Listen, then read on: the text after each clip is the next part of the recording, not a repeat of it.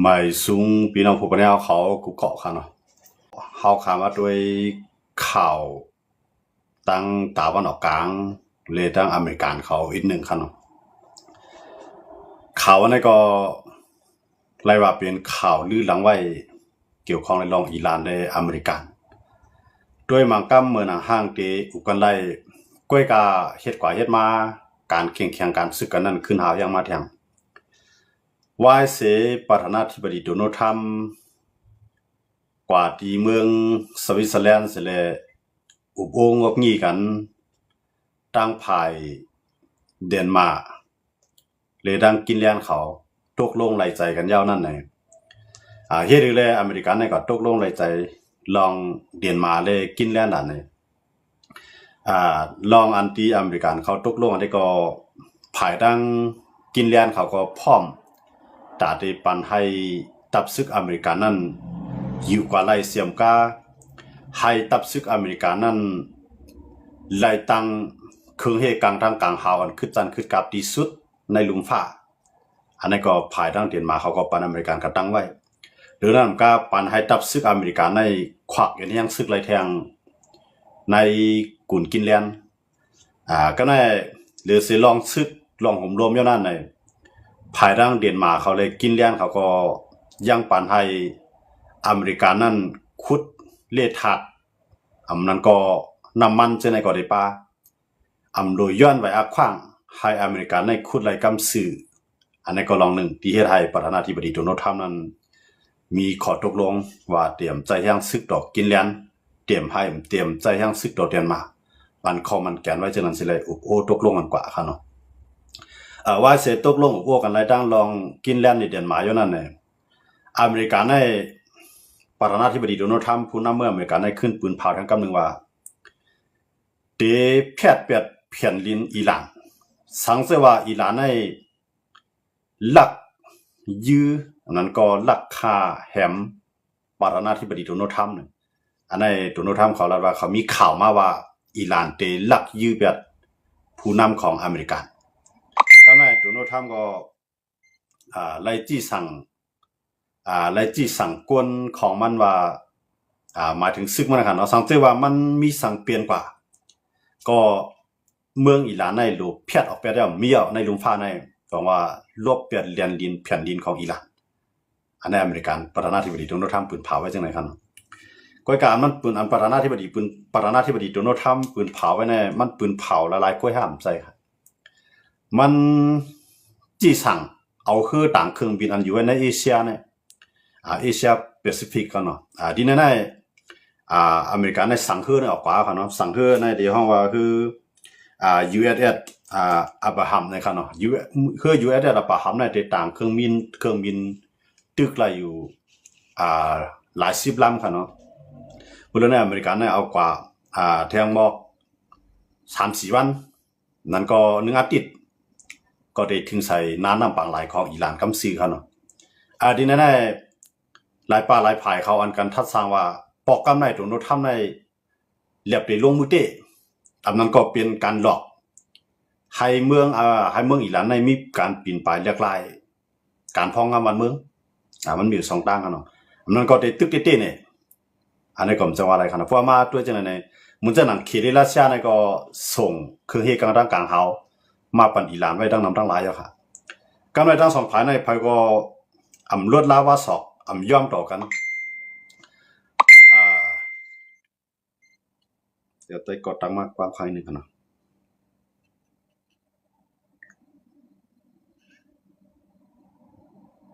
บางคนเช้าเปลี่ยนขึ้นแล้วก็ประมาณแล้วก็โดนกันเยอะมากแล้วง่าไปตั้งดีสาวก็ตั้งขึ้นตักอาสาวขึ้น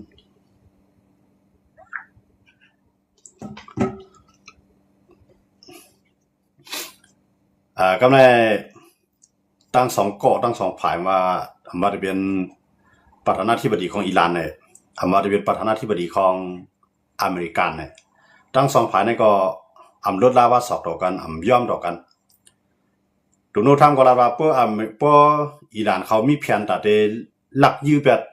ประธานาธิบดีโดนัลด์ทรัมป์ก็ลงลายมือไว้วันนี้ว่าให้ ให้มังเบ็ดอิหร่านในถอนออกไปแผ่นดินอิหร่านทั้งเสียงบอกว่าที่เขายึดชิมทั้งหมดทั้งหันเนาะอันนี้ก็อเมริกันโดนัลด์ทรัมป์ปืนเผาใช่ไหมก็ได้เหมือนเจ้าหนังผู้นำอิหร่านประธานาธิบดีของอิหร่านก็ลาดว่าสังเกตว่าโดนัลด์ทรัมป์ได้ส่งก้นมายับอันนั้นก็ส่งก้นมาเฮ็ดให้อายาดอลลอฮ์คามาเนอีในอิหร่านก็พร้อมได้ปืนปังตึกต่ออเมริกันเตรียมตัวที่เฮ็ดให้อเมริกันในรู้ซุ่มที่สุดเตรียมยามเกิดขึ้นเตรียมยามมีมาปองว่าประธานาธิบดีทั้งสองฝ่ายก็ได้ว่าใจข้อความอันแข่งดอกกันหาวเฮียงไว้ครับเนาะบ่เป็นจังนั้นโดนัลด์ทรัมป์ก็หันว่าเงาลายมันปั่นแล้วกวนเมืองในอิหร่านก็ตึกต่อสู้อยู่กำลังลองคาล่างกวนเมืองก็อายะตะลอคามานีนั่นไปกึดลือเพราะเป็นจังนั้นที่ได้สั่งสอนกันประธานาธิบดีโดนัลด์ทรัมป์ก็สั่งก็คือUS อับราฮิมก็เลยอับราฮัมกันเนาะจริงก็ใครว่าแค่มันก่อนกำลังสั่งเพื่อตรงนี้มากค่ะเนาะว่าได้ก็เขาได้ก็ภายอันเขาปืนเผาได้ก็เขาระบาดใจขย้ำอยู่มอก3-4 วันนั้นก็นานที่สุดก็มอกอาทิตย์หนึ่งในก็มากำลังเรือเสียสั่งเพื่อในมาในขึ้นสั่งไว้ซึกอันเลียดไว้ไฟฟ้าค่ะเนาะซึ่งอันนั้นก็เป็นจุ่มเดียวกันตั้งอันก่อนยอบนิโคลัส มาดูโรอันเป็นประธานาธิบดีของเวเนซุเอลาเป็นจุ่มเดียวกันเนาะอันนั้นก็อเมริกันก็สั่งไว้เอาพร้อมตาที่เหตุการณ์ในกูข้าย้ำหรือไปครับความสั่งว่าเป็นจังได๋ก็บอกว่าทั้งสองฝ่ายเนี่ยเคียงแข่งกันแฮงหนากันเคียงแข่งแฮงเลยกำลังอิสราเอลได้เตรียมพร้อมไว้หมดแล้วเนาะอิสราเอลทั้งอิหร่านก็เหมือนกันอิหร่านก็ห่างแฮงไว้หมดแล้วอิหร่านก็รัดว่าพออเมริกันในมาตุ้มต่ออิหร่านในอิหร่านเตอำคำเจ็บภายเลียวเหมือนเจ้าหนังมือปังตึก12 วันที่ป่วนมาเมื่อป่วนมากำป่วนตั้งอเมริกันในตั้งอิสราเอลของมือเนี่ยมังกำนะเมื่อนั้นอิหร่านเนี่ยมันตั้งได้ตอบจัง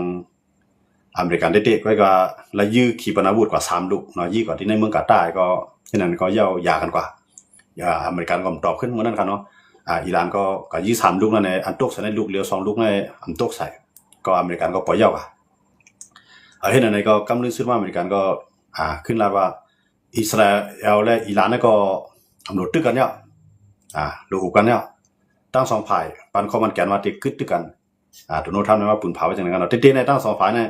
บ่ได้ปืนเผาครับเนาะบ่ได้เป็นอิหร่านบ่ได้เป็นอิสราเอลเนี่ยทั้ง2 ฝ่ายที่เคยมังกันนี่ไปกับโดนัลด์ทรัมป์ทำรัฐว่าทั้ง2 ฝ่ายเนี่ยยอมรับเรากึดตึกเอาลองในเสด็จใจ2 ก้อนนั้นเบนจามินเนทันยาฮูเลยตั้งอายะตะลอคามานีนั่นได้กึดปังตึกว่ามือกำป่วนกันอันนั้นที่เรียกเป็นปีกายปีป่วนมากกันเนาะก็ได้พอกำได้เขาภายสีขาวละลายภายเขาภายทัดทองการเมืองนอกนี้เขาได้ก็เขาคาดล้าไว้ว่าปังตึกกำไรติสังเย็นเปลี่ยนปังตึกนิวเคลียร์เฮ็ดถือเลยว่าจะเป็นจังเป็นปังตึกนิวเคลียร์ล่ะในเพราะว่าอิหร่านเนี่ยเฮียงซึกมันใหญ่เนาะนับล้านโกมันครับเนาะเฮียงซึกมันใหญ่เฮียงก้าในอิหร่านเนี่ยมีขีปนาวุธในนำหน้ากำไรในตับซึกอเมริกันนั้นอยู่ตั้งตะวันออกกลางในทั้งหมดทั้งเส้นเลยมีอยู่60 ตับใน60 ตับนั้นอิหร่านลาดว่าที่อยู่ในข้าวยามเดียวกันที่เฮ็ดให้มันมีลองลู่ซุ่มนำที่สุดตรงว่าอเมริกันก็พวกเป็นจังได๋มาในอเมริกันในรู้แล้วคือต่างเครื่องบินมันในครับเนาะมันได้เลยมินมื้อเร็วในอเมริกันทางแค่นมันในคือต่างเครื่องบินในกาเนี่ยอันเฮ็ดกลางตั้งกลางฮาวแล้วก็อันยื้อโทมฮอคเนาะอันเลี้ยงอันจังว่ามันจังว่าตั้งพิกัดมั้ยครับเนาะตั้งไว้มันจะตั้งไว้ GPS ได้แล้วยื้อสายให้มันติ้งกับเดียวนั่นในอเมริกันในทางแค่นมาอยู่ 2-3 มิลครับเนาะเครื่องบินตึกมันจะเครื่องบินสร้างน้ำมันในกลางฮาวใช่ไหมอเมริกันในทางแค่นออกไปหมดถึงมือกำป่วนนะครับเนาะอันนั้นก็ไปยินว่ากับโปดีเลยที่ห่างแค่นออกกว่าเนาะห่างแค่นออกกว่าลูกตั้งอิรักออกกาป้องลูกตั้งกาตาร์ออกกาป้องเนาะมื้อในอเมริกันในห่างแค่นไว้หมดแล้วกำลังอิหร่านก็มีเปลืองของมันนิดในเขาดิ้นหลอกว่าตั้งนะครับเนาะเขาก็ว่าเขาพร้อมพอกำไรพร้อมปืนปังตึกเตรียมตัวอเมริกันเนี่ยเนี่ยอันนี้ได้เขาขาใครหันให้มันเกิดขึ้นเนาะจริงหรือเปล่าเนี่ยเขาได้เลยหันในจัดป่าเนาะเขาเนี่ยได้เลยหันมหาอำนาจมั่งกันนะครับเนาะเหมือนเจ้าหน้าเขาอยู่ที่แจ้งมันจะยูเครนรัสเซียมั่งกันเนี่ยมันจะมหาอำนาจเขาเลยรัสเซียได้เป็นมหาอำนาจก็การยูเครนได้เป็นเมืองเล็กๆนะยูเครนได้ใหญ่หรือเมืองไทยได้ยินกันเนาะแผ่นดินน้ำกว้างได้ใหญ่หรือเมืองไทยเขาเนาะก็การพวกนี้อิหร่านในแผ่นดินกว้างใหญ่ย่อก็มีแห่งซึกนับล้านก็ในมีขีปนาวุธในนำแห่งน่ะก็ใน มาญาณทางอเมริกาเนี่ยก็มันเดี๋ยวเอาเกาหลีมันมามั้งนะมันเดี๋ยวมีอันเดี๋ยวพ่อมาติดจอยอเมริกันในขยะมาเดี๋ยวนี้เดี๋ยวมี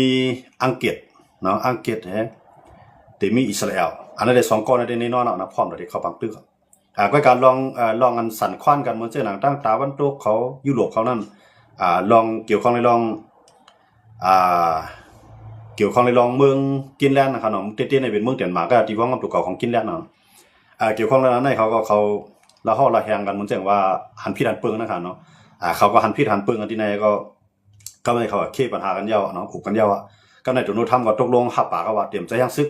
ยาก็อันเดขึ้นขวัญเขาเปลี่ยนเมืองอันเดส่งอันสูงยังซึกมาจอยอันสูงยังซึกมาตอนตัดได้มาจอยเดนมาร์กกันเนาะตอนตัดได้มาจอยกินแลนด์นั่นตัวโน้ตทำเด็กขึ้นขวัญเขาในตั้งหมดในเปลี่ยนเมืองเนาะเปลี่ยนเมืองในเด็กขึ้นอยู่1เมืองใน 10% เด็กขึ้นหรือมาแทนขวัญการค้าการขายก็ในกูไผ่ผานี่มันเคียงแข็งบ้านในกำลังรู้สึกว่าในตัวโน้ตทำในเป็นไผ่ย่อมมันขึ้นกันเนาะตั้งก็การได้ตัวโน้ตทำย่อมนั้นมันย่อมยอมซบยอมกว้ามันเองก็เนาะยอมซบมันยอมกว้ามันก็กะว่ามันก็เลยตั้งตับซึกขวากแห้งอาณาในการซึกแทงตั้งตีกุนกินแลนนะครับเนาะตีกุนกินแลนทีนี้ก็เคียงแข็งไว้เคียงแข็งเลยมันเอายังซึกตั้งไว้ค่ะเนาะทีนี้ก็เฮ็ดให้ตัวโน้ตทำในลองตั้งตัวโน้ตทำหลอกนั้นมันไล่พ่อนดีมาอยู่เนาะมันหลอกก็ว่าจังซี่ว่าเดียนมาคำย่อมเตยุโรปผมย่อมเตก็ได้จังมันเป็นแนวการมันเป็นแนวการของมันเป็นแนวตั้งของตัวโน้ตทำของเนาะตัวโน้ตทำในกำนั้นมันได้หลอกเพิ่นนะบางปอกก็เฮ็ดเตเนี่ยมันแจ้งว่าใครให้กวนตั้งนำในอย่าไปคาดล่ามใจมันไหลว่ามันได้เฮ็ดอีสังนะตัวโน้ตทำเนี่ยมันได้เฮ็ดจังได๋การหลอกปอกในเพิ่นหลอกก็เอามาปอกในเฮ็ดเตเพราะว่าเพิ่นถามว่ามันได้เฮ็ดเตมันได้หลอกมันได้ในขนาดนั้นว่าในลุงพาในภายทัดทองการเมืองเขาภายทัดสร้างการเมืองเขาภายคาดล่ามเขาก็เลยว่าตัวโน้ตทำในเป็นกวนคาดล่ามหยาดพี่เตเพราะว่ามันมาปอกในต่างเฮ็ดก็เฮ็ดต่างเฮ็ดซ้ำเฮ็ดมันเป็นจังได๋ครับเนาะแล้วยังบ่จังได๋ปอกกำได้เขาอันกันตื่นเต้นเขาอันกันสนใจมาที่ว่าเนาะลองอันที่มันเอาคือต่างเครื่องบินมาคืออันนั้นมันเอาลูกในเอเชียแปซิฟิกมาแต่ได้ออกมาแล้วก็มาที่นั้นอิหร่านกำซื้อค่ะเนาะที่อันก็ตั้งไว้อยู่ตั้งเวเนซุเอลา2ลำนั้นไปออกมาค่ะเนาะนั่นก็ที่เป็นคือต่างเครื่องบินก็2ลำนั้นก็เงียบไปเมืองนี่เวเนซุเอลาอยู่ที่นั่นก็ไปออกมาก็จัดเอาในคือในเอเชียเนี่ยออกกว่าเนาะเหมือนจ้างในเอเชียมันก็ที่มาอยู่คืออเมริกาเนี่ยมันได้มามีอยู่ตั้งปางหลายจานเขอันนั้นก็มันได้มาไว้อยู่หมอกลำถึง2ลำค่ะเนาะอันนี้คือต่างเครื่องบินออกค่ะนะตรงว่าที่ในอเมริกาในตั้งในก็ออกมาแทนนี่มันใครกันเนี่ยเรียวอันที่มันได้เพียวเปียดนิโคลัสโมโดโรนั่นคั่นเนาะมันใครกันเนี่ยเรียวมันใครกันเนี่ยตั้งนั่นก็อิหร่านซ้ำแก่นแข็งหรือนั่นจังบ่จังได๋ดอกว่าตั้งนึงทำมันมีอิสราเอลในพร้อมตาได้สอส่วนให้ตัวโน้ตทำในปืนบางตึกตัวอิหร่านอยู่กูข้าวยามนั่นคั่นเนาะอิสราเอลในมันนำจริงในเปลี่ยนจะมีในเนทันยาฮูนั่นแหละเป้าหมายของมันก็อย่าไปให้อิหร่านในมีนิวเคลียร์อะไรนั่นคั่นเนาะก็ในอเมริกันก็เลยว่าโครงสร้างนิวเคลียร์นั้นให้กึดเปียดกำเดียวอเมริกันในลองในหลอกคั่นเนาะลองในหลอกกำในลองปีกินคนเมืองนั้นก็ให้กึดกว่ากำในอเมริกันนั้นว่าตีปีนไปเรียกลายเปียดผู้นำเมืองอเมริกันเนาะแต่ว่าที่นั่นน่ะกวนเมืองอเมริกันนะอันเขาลุกขึ้นในกลางใจเขาขึ้นมีแรงใจมากขึ้นคั่นเนาะพวกยินว่าอเมริกันได้มาจอยคือก็ออกมาในลองในกลางใจนั้นก็ขึ้นมีแรงใจขึ้นนะกำในอันเป็นตั้งภายเจ้าจ่ายอันอยู่ไว้ที่ในเมืองอเมริกันก็ตึกส่วนกวนมันแทงคั่นเนาะมันถึงขยามที่ของเปียอเมริกันเขาตรงนึงขึ้นปลุกปั่นกันขึ้นขึ้นตึกส่วนปกตื่นนั้นขึ้นมากขึ้นเลยลองในกลางใจนั้นก็ได้ขึ้นแรงมากขึ้นก็แปลว่าที่นั่นได้สังเกตว่ามันเกิดเปลี่ยนแปลงตึกกันขึ้นมาเต้เมื่อนั้นละลายภายอ่อนกันไม่ใจเนาะละลายภายอ่อนกันคล้ายๆไข่ต้วยสังเกตว่ามันเกิดขึ้นเต้ในสังเกตว่าตัวโน้ตเข้าในมันแลบกุ้มกำอิหร่านนำไรในขยามปอดไหนมันได้ใจนิวเคลียร์มังใส่กำเดียวมันได้ใจนิวเคลียร์ดีไหนพอจะนิวเคลียร์ปุ๊บไหนมันได้ยุกตัวแตกเหมือนเช่นนั้นเมืองเกี่ยวปานคั่นเนาะเมืองหลวงของเกี่ยวปานฮิกุชิมะนาวาซากิในเมืองหลวง2เมืองนะครับเนาะอันเป็นกับของเกี่ยวปานนะครับเนาะอันนั้นที่เป็นหมอกหลาย10ปีที่พ้นมาครับเนาะหมอก80ปี70 80ปีพ้นมาครับเนาะหมอก80ปีปลายพ้นมาที่นั่นอเมริกันเขาบังใส่2ลูกนะอันนั้นเมื่อนั้นได้อเมริกันในลุงพาถึงมีอเมริกันก็นิวเคครับเนาะก็ในพวกมันกับบังใส่ที่อิหร่านพวกมันอิหร่านในเฮียงซึ่งมันแข็งขีปนาวุธมันนำเครื่องเทคโนโลยีมันก็แข็งไว้ครับอิหร่านนี่ครับนะเหมือนเช่นเกี่ยวกับลองไซเปอร์ว่าสังวัดอะไรยาเป็ด ตัดที่ยาไปเที่ยงเหนียวเที่ยงสัญญาณทางเส้นนี้มันเฮ็ดได้หมดครับเนาะอิหร่านนี่มันแข็งมันแก่นแข็งลงในท้องแข็งเกี่ยวกับเรื่องเทคโนโลยีก็ในเพราะว่าอเมริกามันลาอิหร่านนี่ลาว่าติดทุบเปียดซึกอเมริกันกูตีอันอยู่ไว้ทั้งตะวันออกกลางในหมายถึงว่าซึกอเมริกันเนี่ยมันดีกว่าอยู่1เมืองเนี่ยเนาะมันเช่นหนังกาตาร์เนี่ยก็จะมีหมอกมึนเนาะมันเช่นหนังอิรักใช่ไหมก็จะมีขนาดมันเช่นหนัง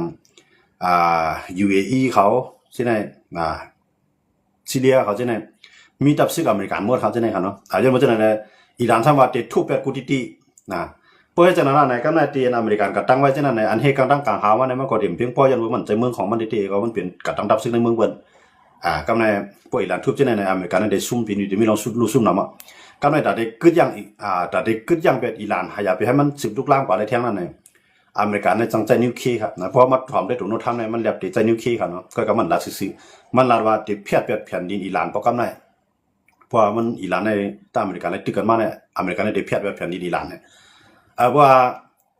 เพราะอิหร่านเนี่ยมันเป็นชายมุสลิมเขาบอกมันเป็นชายมุสลิมเนี่ยเพราะเขาตึกเนี่ยเขา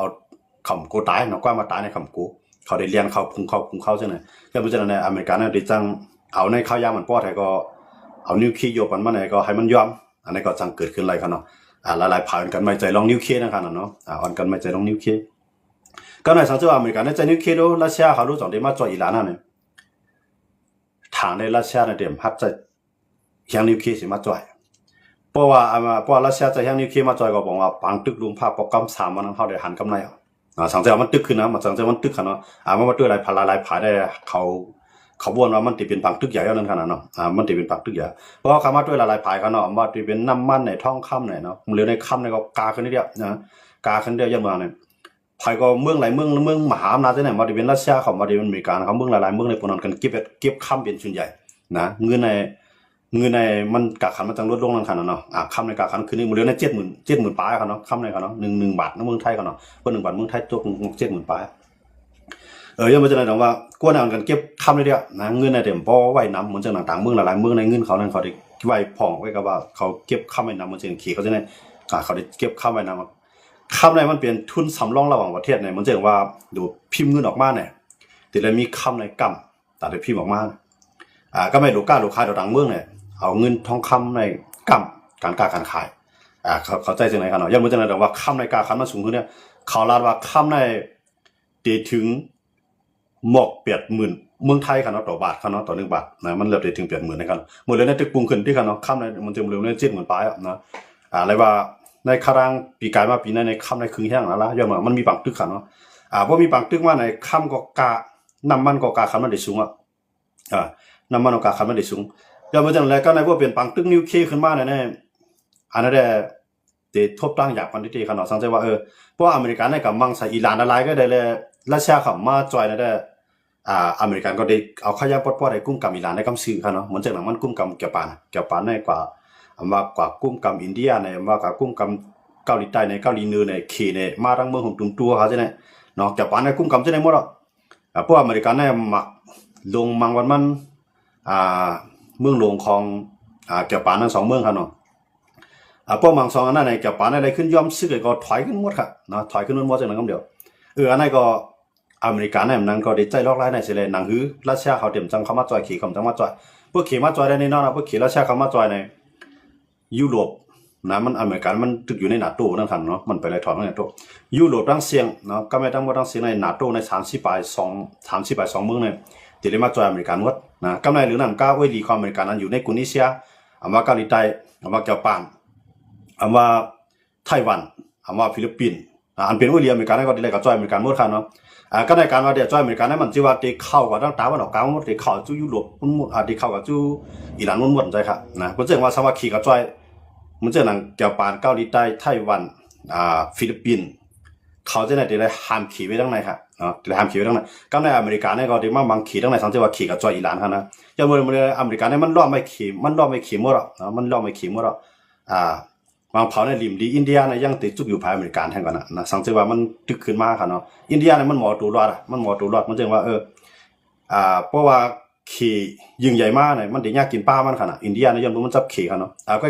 เหมือนเจ้าหนังเกาหลีเหนือนี่นอนมันได้จอยอิหร่านนี่นอนเกาหลีเหนือเนี่ยนะรัสเซีย